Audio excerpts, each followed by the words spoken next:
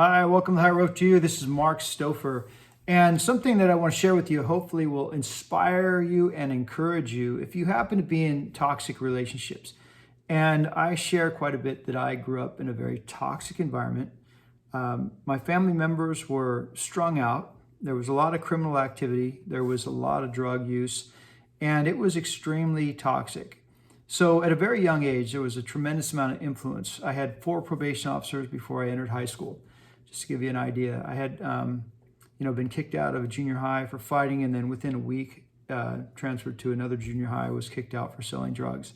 And then being transferred to another junior high, my probation officers was basically saying, this is your last stand. I mean, if you're not going to make it here, we're going to put you in juvenile hall until you're an adult. And things were not looking good, and I didn't have the right thought process at the time. I had no self-worth, no self-esteem. But I was thankful because at that third junior high school, a counselor called me out of class on a Friday and introduced himself and mentioned that there was electives at the school that other schools didn't have, and that he could get me into a trade school if I just showed up and tried. And he asked me, do I know the difference between a job and a career? And I did not. I never heard the term career before. But he simply said, it's something that you can really enjoy doing and get paid for it. And, you're working for free right now. You're in and out of juvenile hall. You're, in the court system quite a bit. And so all the work, any work that you do has to go towards fines, and spending your time in court, doesn't serve you well. And if you think about it, the jail system and the prison system is a pretty well thriving industry. You want to be on the side that you get a prevailing wage, building out these and maintaining these facilities, I suppose. But ultimately, I had to get out of this crab bucket syndrome. My family members were toxic, and nobody ever asked me, did I do my homework? But I always believed that I had to be high on the grade scale to do well in life, and that just simply was not, that wasn't the reality.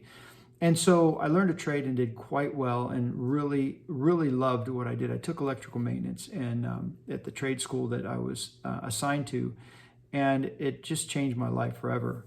And I've pivoted throughout my entire life and found things that I really am good at, and I commit myself to it to a very high level. And I can tell you that what allowed me to separate myself from that toxic environment, from those toxic relationships, away from my family, away from my friends, was just immersing myself in sports and nutrition. And in those environments, you find healthy people that have ambitions and that have self-worth in their life. And so it wasn't that difficult. It wasn't that difficult to just decide that my family members were not healthy for me. And they didn't treat me with the kind of respect that I needed to have in my life. So I want to read you this research that was done at the University of Toronto, where people who have higher self-esteem and a strong sense of self-worth are less likely to stay in unsatisfying relationships. So start there. Nurture your self-esteem. Love yourself unconditionally and understand your worth. It takes courage to face these truths and even more to act on them. But you deserve a relationship that brings you joy, support, and mutual respect. You hold the power. You define your standards. And most importantly, you deserve happiness, respect, and love. Never settle for less. I'm going to tell you that without this mindset, I would never be where I am today. And I am looking forward to the future. And I regret for those that I grew up with that things don't end well. And in order to set boundaries on others, you have to set boundaries on yourself first. So I hope this resonates with you. Hopefully you're not in these toxic relationships. But I think if you live and breathe, they're unavoidable to a very large degree. And, it's life. And life comes at you constantly. So I hope this inspires you, encourages you to take the actions that you need to take in your life to take the high road. And with that, I hope this message finds you well.